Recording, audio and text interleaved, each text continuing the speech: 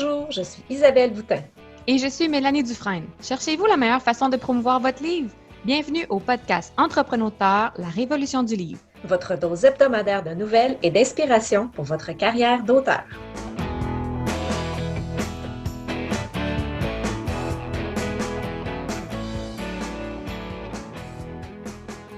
Bonjour et bienvenue à l'épisode 4.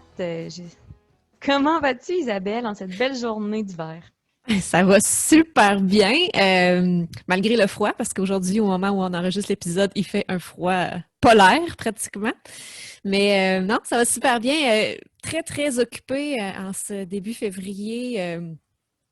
En ce moment, j'en avais parlé la semaine dernière, je crois, ou l'autre d'avant, mais bref, c'est l'échéance des soumissions pour le recueil de nouvelles qui s'est terminée. Et là, j'ai reçu beaucoup de nouvelles, donc on est en mode lecture et tri et sélection, présélection si on veut. Donc, ce premier tour de sélection.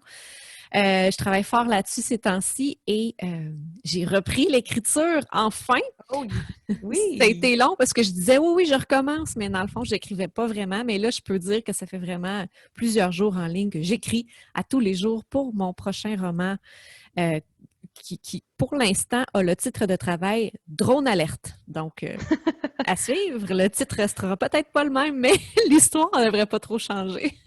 Super, félicitations, il faut fêter les petites victoires. Ben oui, exactement, c'est ça que je me dis. Fait que grosse semaine, gros mois de février, bien heureuse de pouvoir partager ça avec vous. Et toi, comment tu vas? Ça va bien. C'est des moments excitants aussi. C'est le début d'une nouvelle aventure. J'ai passé le début du mois de janvier à écrire ma nouvelle, justement, que tu vas dans ta pile à lire. Elle a été beaucoup plus grosse, finalement. Je pense que j'ai fini au maximum éligible là, de 10 000 mots. Donc, je ne m'attendais pas vraiment à ça, mais ça a été vraiment très amusant à écrire. Puis, les deux autres semaines de janvier ont été passées à planifier mon prochain projet. Donc, c'est une trilogie, mais je me suis principalement concentrée sur le premier tome. Donc, c'est mon fameux projet de high fantasy, de fantasy épique. Donc, j'ai fait des recherches là, sur les châteaux médiévaux, sur la mode vestimentaire de l'époque, toutes ces choses-là. Puis là, j'ai commencé à écrire. Là, j'ai quelques jours d'écriture de fête. Donc, commencer à camper mes personnages, puis mon décor. Donc, c'est toujours bien excitant là, de commencer. Un nouveau projet début. comme ça, avec surtout du high fantasy, là, c'est beaucoup dans la création de monde, j'imagine. T'es vraiment dans l'imaginaire, là. On n'est pas, on n'est pas dans le terre-à-terre. Du côté plus terre-à-terre, j'ai réservé mon graphiste pour justement pour faire les couvertures de cette nouvelle série-là, mais aussi je refais, je déshabille et je rhabille ma série Dominique Scam, donc ma série de science-fiction, parce que ça faisait un moment que je savais que je le voyais venir, mais en regardant mes données au niveau de ma pub Amazon, je voyais que ça me prenait beaucoup de vues. Donc, il fallait qu'il y ait près de plus de 2000 personnes qui voient la pub avant qu'une personne clique. Donc, ce qui était quand même assez faible. Mais une fois qu'il était sur ma page de vente, une personne sur 4 achetait. Donc, je savais que mon résumé puis que mon concept était bon puis accrocheur. Puis, j'ai un bon taux de lecture. Tu sais, des gens qui achètent du 1 au 2 au 3, j'ai un bon taux de passage. Donc, je savais que ma faiblesse principale, c'était ma couverture. C'est la couverture. Ouais. Alors là, tu as décidé d'un artiste parce que tu as vu que son style correspondait à ce que tu cherches? Oui, j'ai magasiné. En fait, c'est pas un artiste, c'est une boîte, je sais pas comment on peut appeler ça. Là. C'est Dans le fond, je parlerai pas à l'artiste, je vais vraiment parler à comme son gérant, si on veut, là, ou je pense à une équipe d'artistes avec ils sont toute une équipe qui travaille. Puis donc j'ai réservé mes dates, puis il faut que je complète là mon portfolio là, donc pour dire à quoi je veux que ça se compare, qu'est-ce que je veux, puis donc là, c'est ça. Ça me rend un peu nerveuse, je suis comme un peu inquiète, mais tu sais, je sais que même si ça améliore pas mes ventes, en dedans de 3 ou 4 mois, je vais avoir rentabilisé mon achat. Puis tu sais, là, au stade où j'en suis, j'ai le cash flow en bon français. Là. J'ai l'argent pour faire cette dépense-là sans m'endetter. Fait que l'un dans l'autre, c'est le bon moment. Tu sais, je regrette pas d'avoir été patiente, même si ça me semblait interminable. Donc, c'est ça, des grosses dépenses, puis ça va être le fun. J'ai vraiment hâte de comparer mes statistiques de performance, là, le avant et après nouvelle couverture. Oui, ben effectivement, ça va être intéressant à regarder aller. Puis c'est le fun que tu parles de ça parce que la semaine prochaine, on va justement recevoir en entrevue une graphiste qui va nous parler de couverture de livres. Ouais. Mais cette semaine, oui, dis-moi, cette semaine. Qui reçoit-on? Cette semaine, on reçoit Alexandra Loisel-Goulet, qui est auteure du roman Ma vie est comme une chanson des années 80. Et c'est aussi une blogueuse qui est assez connue, je dirais, dans son domaine. Donc, Alexandra a un blog qui s'appelle La fille et son anxiété, où elle parle principalement de troubles d'anxiété et de troubles de personnalité limite, donc un TPL. Et on va en discuter un peu dans l'entrevue. Si vous voulez en savoir plus sur ces sujets-là, il va y avoir des liens pertinents qui vont être insérés dans les notes de l'épisode. Alors, je vous invite à aller regarder ça et à écouter cette entrevue-là qui est assez fascinante. Et nous, on vous revient après l'entrevue pour en discuter un petit peu plus. Alors, bonne écoute!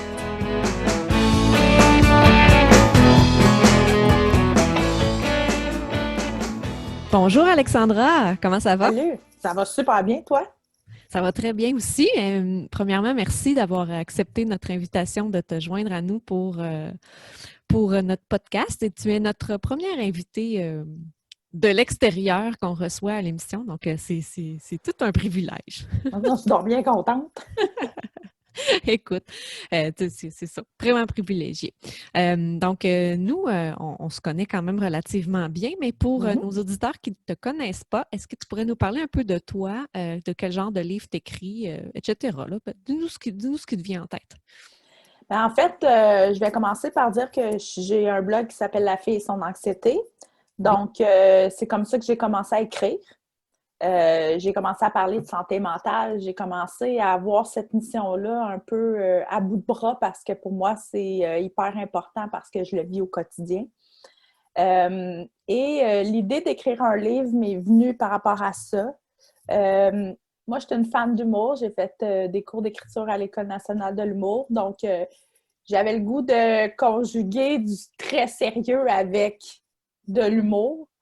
C'est ça, mon roman est vraiment né de ça, de mon besoin de parler de santé mentale, mais sans nécessairement, pour une fois, parce qu'avec mon blog, c'est toujours moi que je mets de l'avant, pour une fois, de mettre quelqu'un d'autre de l'avant, de jouer un peu avec la réalité, avec la vérité, avec qu'est-ce qui s'est passé dans ma vie.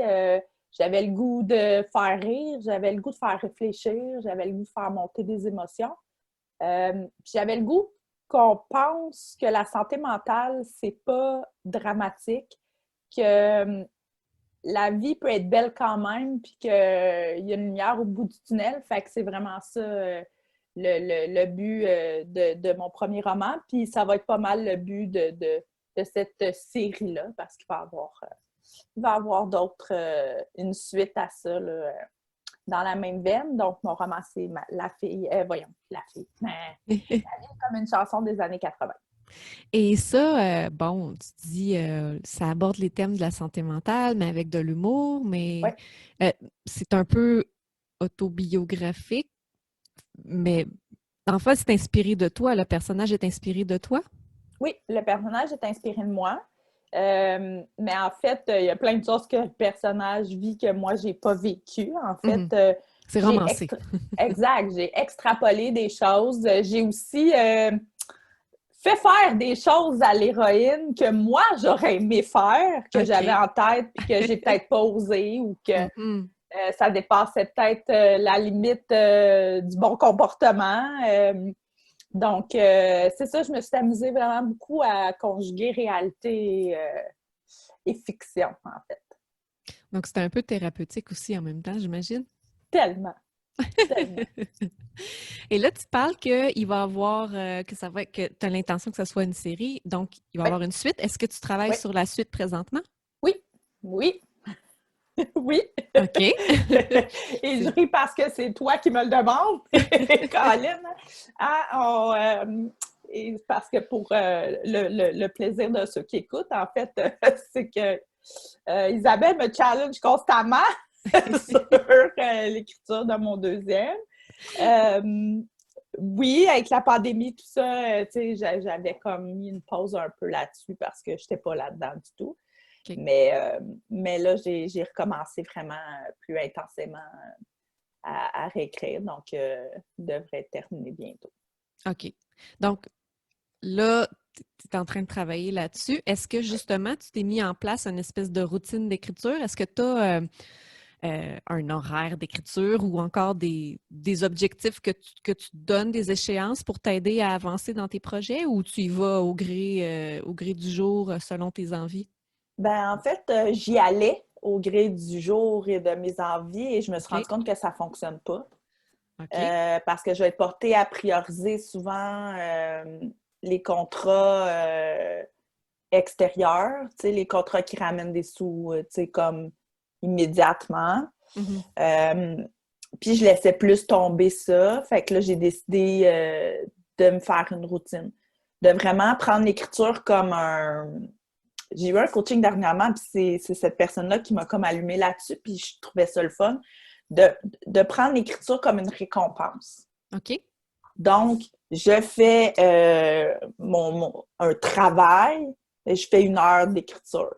Donc, tu sais, pour que je balance le plaisir et le travail. Donc, OK. j'insère vraiment des périodes d'écriture de cette façon-là maintenant. Donc, c'est comme un petit dessert pour t'assurer que tu fais tout ce que tu as à faire dans ta semaine, si on veut. Oui, exact. Tout ce que j'ai à faire, puis de me permettre d'avoir des plages d'amusement, parce que pour moi, écrire, oui, tu sais, il y a un but à ça. Oui, tu sais, je veux le sortir, tout ça, mais en même temps, faut pas que j'oublie l'essence que j'ai commencé à écrire parce que j'avais le goût d'écrire, pas parce que j'avais un éditeur, parce qu'au début, j'en avais pas, puis parce que, tu sais, j'y allais vraiment parce que ça me tentait, puis parce que le médium me fait vibrer. Donc, je voulais revenir à cet essentiel-là et non parce que les gens attendaient un deuxième puis qu'il faut que je l'écrive, puis il n'y a pas de « il faut », tu sais. C'est ça. Il fallait que je revienne à l'essence de pourquoi j'écris. OK. Donc, on parlait de ton éditeur, donc Oui. je voudrais parler de ça un peu parce qu'on a souvent des auditeurs qui se questionnent à ce sujet-là. On voit ça souvent sur les groupes d'auteurs, d'écrivains amateurs, etc. Beaucoup de gens se questionnent sur quel mode de publication utiliser pour leurs livres. Donc, toi, tu as eu un éditeur. Oui. Est-ce que c'était un choix ou c'est arrivé comme... Est-ce que c'était quelque chose qui était important pour toi d'être édité par une maison d'édition? Puis, deuxièmement, j'aimerais savoir, selon toi, est-ce qu'il y a des avantages et des inconvénients à cette méthode-là? Ben, en fait, pour être bien honnête, je serais hypocrite de dire que j'aurais pas voulu, que c'était pas un rêve, tu sais, d'avoir un éditeur. Parce qu'il y a quand même une notoriété qui vient avec le fait d'être signé avec un bon éditeur. Il y a les avantages des salons du livre. Il y a quand même des promos que l'éditeur peut pousser que tout seul, j'aurais pas été capable. Mon livre a été chez Costco, j'aurais probablement jamais été capable de faire ça tout seul. Donc, il y a vraiment cet avantage-là que je voulais avoir, que je voulais comme conserver. Oui. Mais en même temps, oui, c'est vrai que, tu sais, les désavantages, souvent, je pense que, tout dépendant de la maison d'édition avec qui tu es, bien, souvent, il y a beaucoup d'auteurs. Donc, des fois, tu sais, le contact est moins direct, c'est plus difficile. Moi, c'est pas mal ça, le côté négatif, c'est vraiment le fait d'être tributaire de quelqu'un. C'est le fait que tu t'attends à un certain, mettons, ta promo, tu t'attends à des trucs, tandis que quand tu le fais tout seul, ben, t'avances, puis tu t'attends à rien, tu sais. Fait que je pense que c'est ça la différence. Mais moi, j'ai quand même bien aimé être avec un éditeur. Ce qui n'est pas évident, c'est le mode de paiement. OK. Mon roman, il est sorti en octobre. Ben, 2019. 2019, Mhm. puis moi, j'ai aucune idée encore à combien je suis rendue. Donc, on s'entend que ça fait quand même plus d'un an, là. Ouais, exact. OK. Fait que, tu sais, c'est parce que c'est de la grosse administration, c'est de la grosse gestion, parce que, Mhm. veux pas, t'es partout. Mon roman, il est en Europe, tu sais, fait que ça fait en sorte qu'à un moment donné aussi, pour faire un rapport de vente, faut qu'ils attendent d'avoir des ventes, tu sais, puis avoir un cumul de ventes. Tandis que quand c'est toi qui le vends, puis tu sais, c'est juste que t'as le chiffre plus directement. Tu Oui, sais, c'est tu ça, sais exactement. directement, ben j'en ai vendu 5 ou ben j'en ai vendu 5 000, tu sais, il y a une Donc différence. là, toi, tu n'as pas nécessairement d'idée de la quantité de livres qui a été vendu. Non, non. Tout ce que je sais, c'est que, tu sais, mon livre, il se parle, tu sais, j'entends plusieurs personnes qui l'ont lu, tu sais, je vois des photos, j'ai beaucoup de commentaires, malgré encore un an et demi après. Mhm. Un an et quelques après, j'ai encore des commentaires de mon roman. Fait que, tu sais, ça, c'est encourageant, mais à quel point, tu sais, à quel point, j'ai aucune idée. Fait que, on envoie ça à l'univers, puis on attend. On attend. Ben oui, ben Ouais. de toute façon, éventuellement, j'imagine que tu auras des nouvelles. Oui, ben Peut-être oui. peut-être à temps pour la parution de ton deuxième, souhaitons-le. Exact, exact, exact. Je voudrais revenir un peu à ton processus d'écriture. Oui, On a parlé de routine oui, tantôt. Je me demandais, tu parlais de ta formation à l'école de l'humour, oui. comme quoi que tu as essayé d'intégrer un peu de légèreté dans des textes qui étaient plus sérieux. Mhm. Est-ce que c'est un thème que tu considères que tu aimerais qu'il soit toujours présent dans tes livres, l'humour, ou c'était vraiment plus pour ce projet-là comme tel? Euh, est-ce que c'est est-ce que c'est important pour toi de faire passer un message ou tu souhaites offrir plus un divertissement à tes lecteurs? Mais éventuellement, je vais avoir un divertissement. OK. Éventuellement, il va y avoir un livre où ça sera pas drôle. OK. C'est vraiment pas drôle. Euh, Ça, c'est ce que j'ai en tête. Mais oui, je trouve que quand je veux laisser passer un message, Mm. pour moi, ma façon de laisser passer un message, c'est l'humour. Parce que pour moi, quand on me fait passer un message par l'humour, je l'assimile plus facilement. OK. Parce que je veux l'écouter, parce que euh, pour moi, c'est plus léger. Donc, quand tu files moins bien, ben, tu as le goût d'écouter ça. Tu sais, moi, je suis une fan d'humour depuis toujours. Donc, tu sais, j'ai appris avec les RBO, les Guy Nantel. Donc, c'est des gens qui passaient des messages, c'est des gens qui parlaient beaucoup de faits de société, de politique, mais de manière à ce qu'on en rit, Mhm. mais que la réalité est quand même là. Donc, moi, ça allait aiguiser mon jugement, ça allait aiguiser plusieurs questionnements que j'ai eus dans la vie, l'humour. Donc, c'est cette manière-là que j'avais le goût de parler de santé mentale ou d'autres sujets plus difficilement passables pour des gens qui ne veulent pas en entendre parler. Mhm. Donc, on peut dire que tu t'inspires vraiment de toi pour ton écriture, donc Oui, de la façon que toi, tu as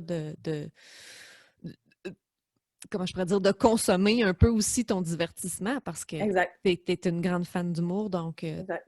t'aimes ça d'en intégrer dans ton écriture. C'est Ah, très je bien. trouve ça important. Mhm. Pour moi, c'est viscéral. Pour moi, c'est ma façon d'être. Je suis comme ça. Je fais des conférences, je suis comme ça. Je passe par l'humour pour dédramatiser des situations, pour faire passer des messages, justement pour divertir aussi, parce que quand tu as un problème de santé mentale, là, je parle de ça, mais outre toutes les autres problématiques, ben, des fois, la vie n'est pas tout le temps hop la vie.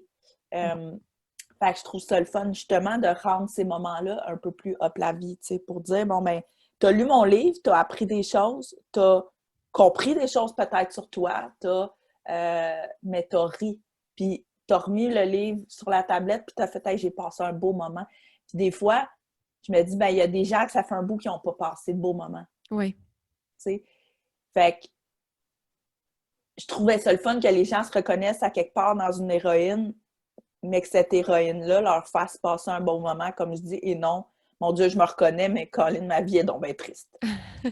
Oui, parce qu'on s'entend que c'est aussi un peu caricaturé dans le sens que Tellement. c'est exagéré, là, Oui, sa oui. façon de réagir, puis bon, c'est Mais un peu pas... c'est exagéré par bout. Tu sais, il y a des Oui, situations, c'est complètement fou, mais en même temps, euh, ce qu'elle pense et ce qu'elle ressent, c'est exactement ce qu'un TPL ressent, parce que c'est de ça qu'on parle là, dans oui. mon roman, de troubles de personnalité limite. C'est exactement ça qu'on ressent. La rapidité de mon contenu, parce que moi, tu sais, j'ai quelqu'un qui m'a dit, quand il l'a lu, mon Dieu, quand j'ai fini ton livre, j'étais comme un peu essoufflée. Mm. J'ai fait, ben mon Dieu, j'ai gagné mon point, parce que si la personne qui a lu, elle se sent un peu essoufflée, ben, elle se met dans ma peau à moi, puis c'est comme Ouais. ça que je me sens. Donc, tu sais, pour moi, ça, c'est des beaux compliments. Tu sais. On aime ça, effectivement, on aime ça avoir des beaux compliments comme ça. Tellement. Mais je pense que c'est peut-être aussi une façon pour les lecteurs qui se reconnaissent dans le personnage principal de se dire, ben finalement, je suis pas si pire que ça. Ben oui, puis en même temps, ben, tu sais, l'héroïne, elle a quand même une belle, malgré tout, elle a quand même une belle vie, elle a une Mhm. conscience, elle Elle vit des belles choses. vit des belles choses, puis ça finit bien, tu sais, fait que tu sais, pour moi, c'est important de faire rendre ça possible. Oui. Puis c'est ça mon combat aussi sur mon blog, c'est de dire aux gens, ben c'est possible d'être heureux malgré ça, tu sais. C'est possible de, tu sais, on a des passes tough, mais ça passe. Mhm. Tu sais, accroche-toi, puis ça va passer, tu sais. Donc, tu sais, c'est ce type d'inspiration-là que j'avais le goût de donner aux gens, mais par un personnage et non juste par moi. Mais je pense que c'est réussi, en tout cas. Ben, des commentaires que j'entends, c'est dur pour moi de comme dire ah oui, j'ai réussi mon coup. Un peu. Mais de ce que j'entends comme commentaire, je pense que oui. J'ai beaucoup Mhm. de gens qui se sont identifiés à ce personnage-là. Je reçois des commentaires vraiment bien. J'ai des gens qui sont venus me voir au Salon du Livre, justement, pour ça, pour ce roman-là. J'ai eu des histoires, des témoignages de gens à TPL qui ont vraiment accroché puis à ce roman-là, puis que ça leur a donné espoir, fait que tant mieux, moi, c'est Mhm. vraiment ça que je voulais. Puis dans le livre, il y a des trucs, le personnage voit un psychiatre, comme, et il y a des trucs que je donne qui sont des réels trucs de thérapie.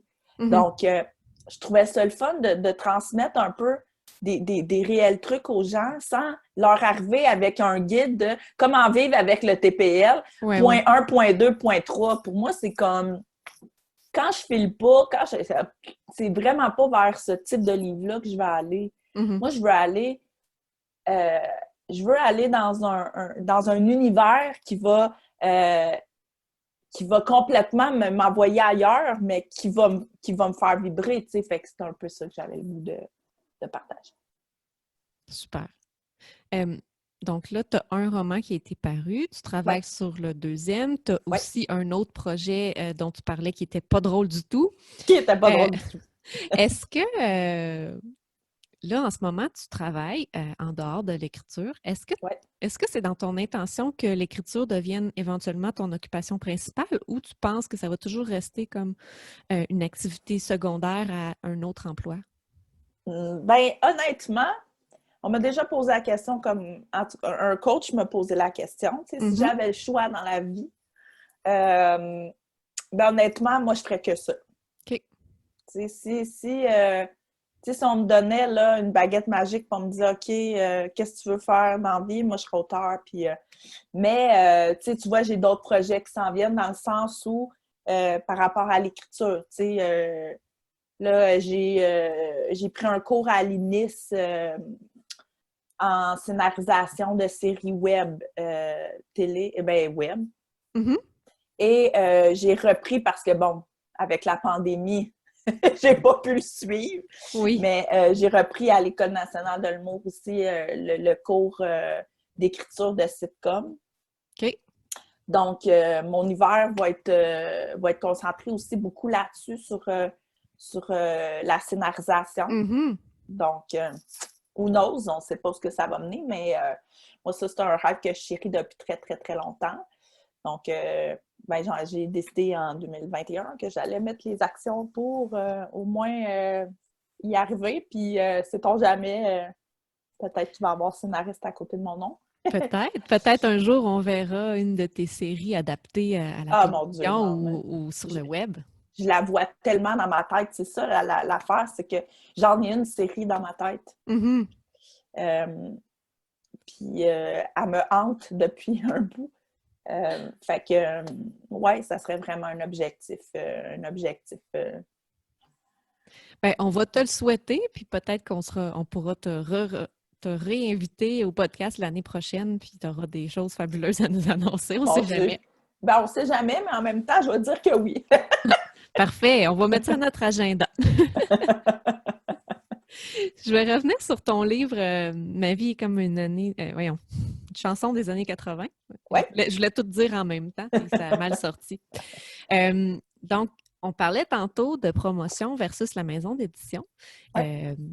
Mais pour un auteur qui est édité par une maison d'édition, est-ce que tu as eu toi aussi à faire de la promotion pour ton livre? Oui. Parce qu'en fait, il y a 2 types de promos. Tu as la promo, mettons, exemple, j'ai été dans le circulaire de Noël passé des suggestions Renaud Bré. Mm-hmm. J'ai été dans Archambault aussi, les suggestions. Fait que, tu sais, ça, c'est des genres de publicité que l'éditeur s'occupe. Oui. Moi, en fait, ce que je me suis occupée, c'est de faire toute la partie promo par rapport, mettons, à mon blog, tu sais, à faire la visibilité pour mon livre, tu sais, à aller toucher les gens directement. À faire en sorte que les gens, peut-être, sortent de chez eux pour se déplacer en librairie pour l'acheter? Oui, exact. Mais tu sais, en même temps, moi, c'est sûr que tu sais, ça me vient un peu naturellement dans le sens où j'ai quand même une bonne communauté. Mm-hmm. Fait que ça m'a aidé aussi beaucoup. Oui, parce que sur ta page Facebook, ton blog, La fille et son anxiété, tu as quand même beaucoup d'abonnés. Là. Ben, je suis presque à 11 000 là, présentement. Ben, c'est ça, là, 10 800 quelques. Là. Donc, c'est sûr que ces gens-là, de base, sont possiblement intéressés à lire un livre sur une personne qui a un trouble de personnalité limite puis un trouble d'anxiété, je pense. Oui, exact. Exact. Puis, tu sais, j'ai eu aussi de l'appui d'une organisme à but non lucratif qui fait de la prévention du suicide dans là, je dis ma région, mais mon ancienne région. Mm-hmm. Donc, ça aussi, ça m'a aidé quand même un peu parce que, bon, tu sais, moi, je parlais d'eux en conférence, mais eux, eux m'ont fait de la visibilité aussi pour mon roman. J'ai eu une bonne visibilité télé régionale à mon ancienne, justement, dans mon ancienne région. Donc, j'ai pu surfer un peu là-dessus aussi. Fait que, puis, ce qui est le fun quand tu habites en région, puis là, j'ai hâte de le voir avec mon prochain livre ici à Victoriaville, mais, tu sais, les gens se sentent comme vraiment interpellés parce que tu viens de la région. Donc, tu vois, dernièrement, c'est peut-être en septembre, mais le député de la CAQ a suggéré mon livre, au lecteur, puis à sa crowd. Fait que ça aussi, c'est comme le fun de voir que tu as de l'appui des hauts décideurs de ta région par rapport à ton art. C'est encourageant, puis c'est le fun. Fait que ça, mais ça, c'est moi qui l'ai travaillé. C'est moi qui ai travaillé ma relation avec lui. Je suis allée le rencontrer en personne, j'ai parlé de moi, j'ai comme, tu sais. Fait que ça, c'est moi qui ai fait ce travail-là, c'est pas personne d'autre. OK. Donc, on peut dire que tu as utilisé quand même beaucoup de stratégies différentes et beaucoup d'outils de promotion différents. Donc, j'imagine que, bon, les réseaux sociaux, ça doit prendre une place quand même assez importante dans ta stratégie. Oui, vraiment. Vraiment. Oui, bien, c'est pas mal, je te dirais 70% de ma stratégie. OK. Puis le reste, ben en fait, c'est du bouche à oreille, c'est du moi qui en parle, c'est du réseautage que les gens font. « Hey, OK, je vais acheter ton livre. » Justement, bon, les réseaux sociaux, 70% de ta stratégie, tu dis. Ouais. J'imagine que pour toi, la relation entre toi, l'auteur, et tes lecteurs, c'est quelque chose d'assez important pour toi? Bien, Comment tu vraiment, vois ça? puis moi, je réponds vraiment aussi, tu sais, sur ma page, je réponds rapidement. Tu sais, je suis quelqu'un qui... ben, depuis le début de ce blog-là, je suis habituée de me faire accoster comme dans mon blog, tu sais, dans ma messagerie, avec des témoignages, avec des confidences, avec... Fait que pour moi, ça vient naturellement Mhm. aussi, ce côté-là. Et le pourquoi j'aime autant les salons du livre. Parce que pour Oui. moi, c'est comme le contact direct avec le lecteur. Mhm. Tu sais, je suis capable de, pas le convaincre, mais, tu sais, moi, c'est rare que les gens qui venaient à mon kiosque, qui me jasaient, repartaient pas avec mon livre. C'est comme, tu sais, j'ai fait une blague à Montréal, mais, tu sais, j'ai réussi à vendre mon livre à une anglophone qui savait pas lire en français. Puis qu'elle m'a dit, ah, je vais essayer d'apprendre le français avec ton livre. C'est bon, ça. Fait mais parce qu'il est accrocheur, parce que le titre a quelque chose de générationnel aussi, tu sais. Oui. Tu sais, mon livre, il touche pas les... Ben, tu peux avoir 25 ans puis le lire, là. C'est comme, tu vas y trouver ton compte, mais il y a quelque chose pour les 37, 38 et plus Mhm. que tu vas accrocher, tu sais. Il y a un petit quelque chose dedans qui fait en sorte que... ouais, ça va venir générer encore plus d'émotions pour cette crowd de personnes-là. Super. Écoute, on achève déjà notre Mon Dieu! entrevue. Hein? Moi, je Ça te passe vite, jaserais ça. hein? Ça passe Ah oui, trop vite. ça passe trop vite. Avant de terminer, j'aimerais savoir, puis là, tu peux y aller aussi large que tu veux, là, pas obligé de parler d'un sujet en particulier, mais si tu avais à donner des conseils à un écrivain qui débute, qu'est-ce que tu donnerais comme conseil? En fait, moi, le premier conseil que je donnerais, c'est d'écrire pour soi OK. et non d'écrire pour être publié. Mhm. Je le sais que le rêve de tout écrivain, c'est d'être publié. Oui. Sauf que c'est une pression qu'on se met sur les épaules pour rien. Je pense que si le roman est bon, il va être publié. Si il y a à être publié, il va l'être. Donc, de se mettre la pression dès le début, je pense que ça va altérer la magie d'écrire. D'avoir vraiment du plaisir à le faire. Comme je dis, moi, j'ai redécouvert avec le deuxième le plaisir d'écrire. Le plaisir de dire, ben je le fais pas dans le but, tu sais, parce que j'avais cette pression-là, moi, de gens qui me posaient la question quand est-ce qu'il arrive le deuxième. Ouais. Moi, j'ai hâte de voir la suite. Et à un moment donné, j'ai gelé. J'ai comme carrément gelé. J'ai fait, mon Dieu, je pourrais pas écrire un livre aussi bon que le premier. Comment je vais comme y arriver? Fait que j'ai décidé d'y aller vraiment dernièrement avec... Moi, j'y vais avec le fun. J'ai-tu du fun à l'écrire? Oui, ben le reste... les gens auront du fun à lire, ceux qui en auront, puis le reste, ben, je peux pas être à leur place. Donc, je me suis enlevé cette pression-là. Fait que je pense que c'est vraiment important d'écrire pour le plaisir d'écrire. Donc, écrire un livre qu'on Qu'on aimerait aimerait lire. lire. Oui. Exact, tellement, tu sais. Mhm. Tu sais, tu parlais du projet, d'un projet que, tu sais, mais moi, je suis une fan de Patrick Sénécal, tu sais. Oui. Fait que, tu sais, fait que c'est un peu là que j'aimerais aller éventuellement dans ce type Donc, d'écriture-là. plus horreur, suspense. Ouais, suspense, tu sais. Mais, tu sais, c'est ça, mais parce que j'aime ça. Mhm.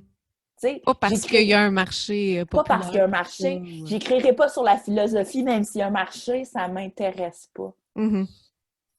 Je dis pas que c'est pas bon, là, je suis pas en train de, tu sais, pour ceux qui aiment ça, c'est comme... Mais moi, Non, mais c'est ça. c'est pas ce genre de livre-là, tu sais. Moi, je suis plus développement personnel ou je suis plus carrément dans l'horreur ou même le chick lit. Fait que je vais y aller avec qu'est-ce que moi, je lis, Mhm. qu'est-ce qui me donne envie d'écrire. Parce que c'est pas évident quand tu te mets un objectif puis en même temps, toi, tu le lirais pas. Ben, ça sera peut-être pas le résultat que tu souhaites que ça soit non plus. Oui, parce que ça peut être difficile d'écrire sur un sujet qui nous fait pas nécessairement vibrer, Exact. qu'on n'a pas envie nous-mêmes de découvrir l'histoire. Mais c'est le même principe que ça ne te tente pas de te lever le matin pour aller... Tu sais, c'est difficile de se lever le matin et aller travailler dans un emploi qui nous... Tu sais, là... Fait que c'est le même concept. Dis-toi que, tu sais, si toi, tu tripes à l'écrire, bien, il y a quelqu'un qui va tripper à le lire. Tu sais, c'est comme... C'est clair. Puis l'autre suggestion, c'est de ne pas hésiter de prendre un coach si jamais on en ressent le besoin, tu sais. Ils sont là pour ça. Des fois, c'est pas... Tu sais, il ne faut pas se voir comme hey, « j'ai pris un coach, fait que moi, mon livre, dans le fond, c'est pas vraiment moi qui l'ai écrit. » Ben oui, c'est toi qui l'as écrit. Le coach, en fait, moi, j'en ai pris un coach au début, là, tu sais, j'ai pris une rencontre parce que j'avais jamais écrit de roman, j'écrivais des blogs. Pour moi, c'est comme après 800 mots, c'était terminé. Il a fallu que, tu sais, je travaille fort, là, tu sais, pour comme... Oui, un petit peu. C'est même pas un chapitre, on s'entend. Fait que pour moi, ça a été comme, ben il a fallu que j'aille voir quelqu'un qui m'aide juste un peu avec me débloquer sur ma peur aussi de ne pas être capable de le faire. Oui. Sur comment on écrit ça, un livre. T'sais, c'est beau que tu en lis des livres, là, mais quand tu te retrouves devant une page blanche, des fois, tu fais OK, comment je veux l'écrire moi? Puis de se questionner là-dessus, je veux-tu l'écrire au jet? Parce que c'est comme, de se questionner vraiment sur ce qui nous fait vibrer de la façon de l'écrire, mais un coach, ça peut juste nous envoyer dans la bonne track, tu sais. Fait que de ne pas hésiter, si on en ressent le besoin, d'aller chercher un accompagnateur à l'écriture. Ça peut être aidant. Fantastique. Hey, merci beaucoup, Alex, mon Dieu, d'avoir Alexandra. Moi, je t'appelle Alex. Ben non, c'est bien correct. Les gens m'appellent de même, en plus, sur mon blog. C'est comme... Ah, c'est bon. Rendu-là. Écoute, merci d'avoir participé. C'était super intéressant comme entrevue. J'étais bien contente de faire ça avec toi. Avant de se quitter, est-ce que tu as des adresses à nous donner si les gens veulent te trouver sur Internet ou est-ce qu'on peut te contacter? En fait, sur Facebook, c'est La fille et son anxiété, donc mon blog. Sur Internet, c'est, ben là, je dis www, mais tout le monde le sait, filleetsonanciété.com, donc pas de là, filleetsonanciété.com. Et Instagram, en fait, c'est Alexandra_Loisel_Goulet. Donc, puis à partir de ces 3 places-là, ben, vous pouvez me trouver ailleurs. Comme c'est un bon départ pour être capable de me trouver ailleurs. Excellent. Bon, mais je te remercie encore une fois et je te souhaite une bonne journée. Puis merci. On se reparle bientôt. Certain. Bonne journée à toi. Bye. Bye.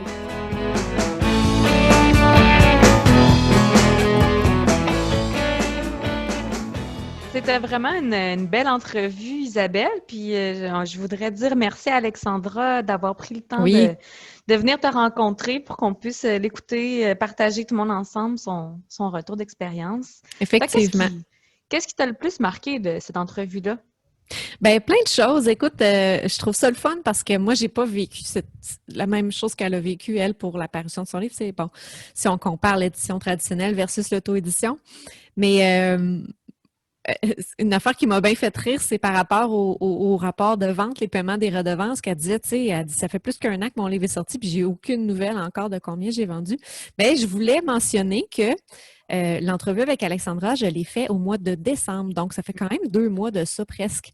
Et depuis, elle a reçu son rapport de vente. Donc, je vous rassure tout le monde, là, rendu en février 2021, elle l'a reçu. Donc, c'est correct. Je veux dire, elle a fini par savoir, pour avoir une bonne idée là, de comment son livre a performé sur les différentes étagères, finalement. Et donc, c'est ça, c'était quelque chose qui m'a quand même... pas surpris parce que je le savais que c'était long quand même, mais c'est là qu'on voit à quel point il y a une grosse différence entre les deux approches. Là, tu sais, que quand on vend soi-même, c'est pratiquement instantané. Là. Moi, si j'ai une commande sur mon site web, j'ai directement une notification. Donc, il y a un livre de plus de vendu. Alors, c'est vraiment quelque chose qui est à considérer, je pense, dans le choix de son mode d'édition. C'est clair, parce que moi, tu vois, j'utilise beaucoup la pub Amazon, puis je fais toujours une mise à jour le 15 du mois de mes statistiques de vente, puis je vais refaire une compilation de mes données à la fin, au 30 ou au 31. Puis c'est là que je vais prendre des décisions pour le mois suivant. T'sais, est-ce que j'augmente mon budget? Est-ce que je diminue mon budget? Est-ce que ça va bien? Est-ce que mon livre performe de façon tu sais, égales. Puis de pas avoir ou d'avoir ces chiffres-là une fois par année, tu peux pas pivoter aussi rapidement de la même façon. Ah, c'est sûr qu'on ne peut pas dire qu'on investit en publicité. On peut, là, mais ça risque Ouais. d'être un pari risqué, disons. Mm. Une autre chose que j'ai bien aimé de notre discussion, c'est lorsqu'elle parlait de l'importance de sa relation avec sa communauté. Puis je pense qu'on en a déjà parlé aussi à l'émission, mais comme on disait que c'était important d'avoir une présence en ligne pour Ouais. justement établir ce lien-là avec son lecteur, mais je pense qu'on peut dire ici, avec Alexandra, qu'on a quand même une experte dans le domaine, là, parce que je pense qu'elle disait 8 ou 9 000 personnes, 11 000 en tout cas. J'oublie le chiffre, c'est pas vraiment important le chiffre, mais de personnes qui la suivent sur sa page. Et depuis, elle a créé aussi une communauté Facebook, un groupe fermé, où il y a vraiment beaucoup de personnes aussi qui se sont jointes très, très rapidement. Puis on voit que cette relation-là est importante pour elle, puis elle va rentrer vraiment facilement en contact avec ses lecteurs. Je pense que le style qu'elle écrit aussi a sûrement une influence sur cette relation-là parce que, veux pas, les gens vont se reconnaître. Sa Ouais, ben, communauté, les gens qui font partie de sa communauté se reconnaissent dans ses textes. ben, s'identifier au personnage Mhm. principal d'un livre, c'est une des façons les plus puissantes de captiver le lecteur. Oui, vraiment. C'est de lui donner un personnage auquel Ah, c'est pas grave. Écoute, on a de l'animation en ce moment. C'est des choses qui arrivent quand on enregistre un podcast. Des fois, on a des bruits qui nous accompagnent. Puis c'est pas grave, on, on comprend très bien ça, Mélanie. Il n'y a aucune gêne à y avoir. Je vais continuer sur ce que j'ai sur ce que j'ai apprécié aussi de l'entrevue. Il y a quelque chose qu'Alexandra a dit à la fin que j'ai particulièrement aimé et je l'ai écrit et je la cite.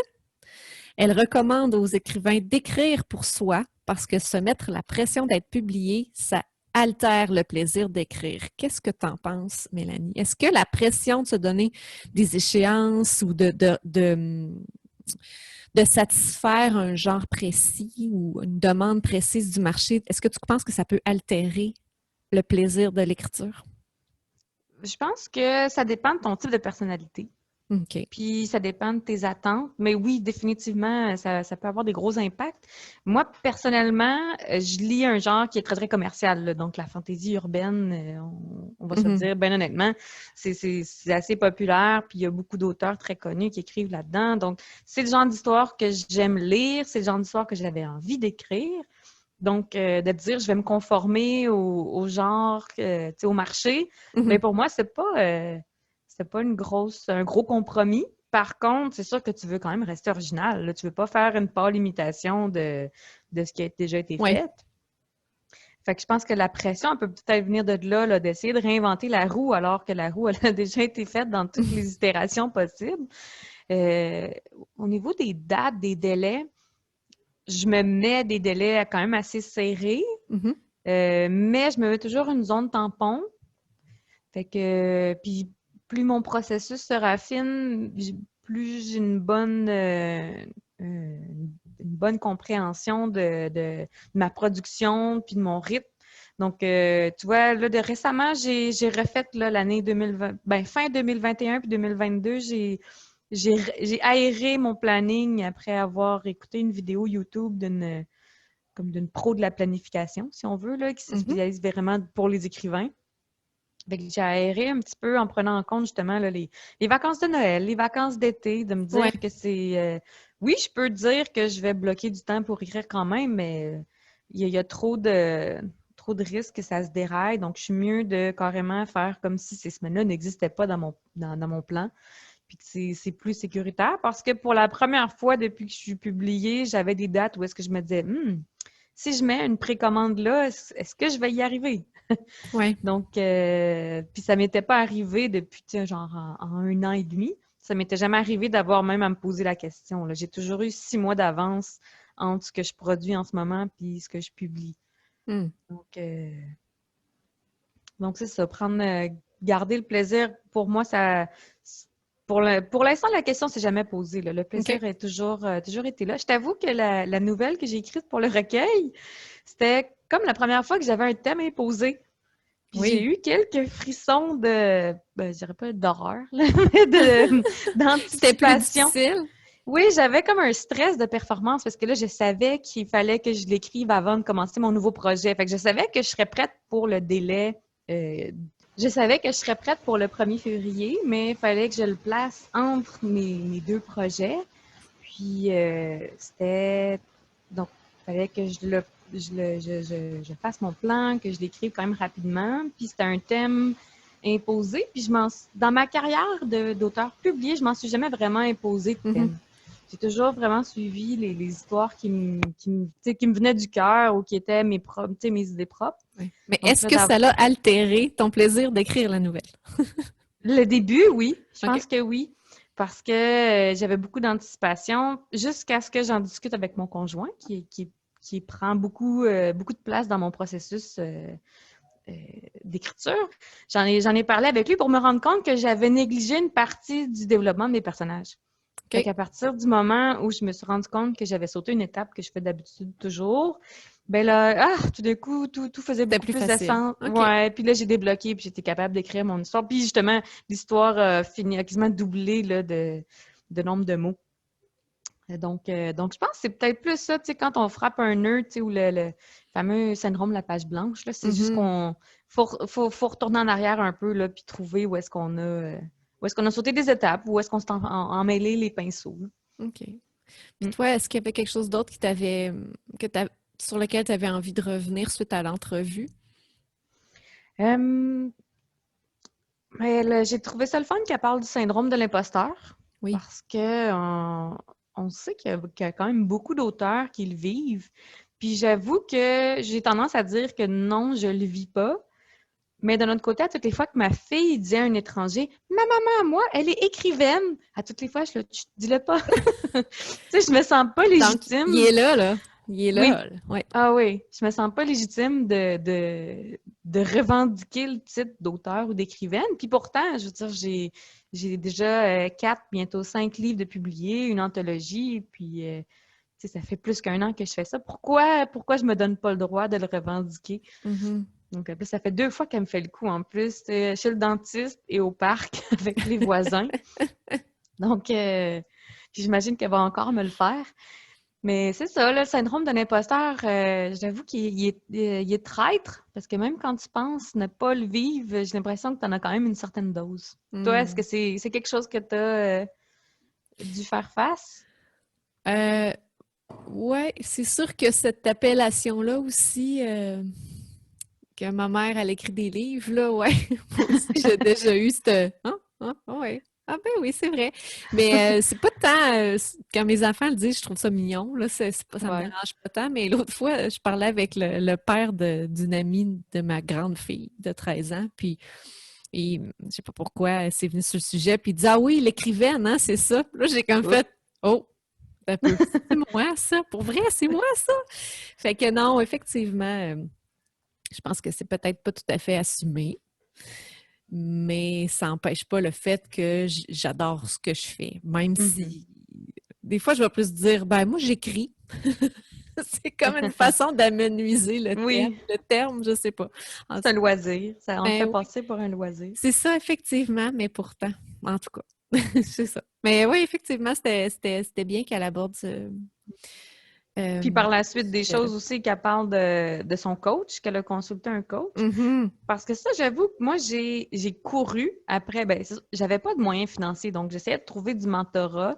La Ville de Québec a le programme Première Ovation. Oui. Puis j'ai soumissionné, je sais pas, 4 ou 5 années de fil, certains. J'ai toujours été refusée parce qu'ils prennent à peu près je pense que c'est entre 7 et 12 projets par an ou par vague. Là. Je me souviens plus s'ils le font tous les ans. Puis, ce que tu obtiens quand tu es sélectionné, ce que tu obtiens, c'est d'avoir un mentor dans ton genre littéraire qui va t'accompagner. Puis, je pense que c'est comme sur 1 an, au moins 4 rencontres où est-ce qu'il va évaluer ton projet, travailler là-dessus avec toi. Puis, j'étais désespérée de me trouver un mentor, quelqu'un qui m'aiderait. mais je n'étais pas capable j'avais pas le budget de payer un éditeur ou un réviseur ou Ouais. un professionnel.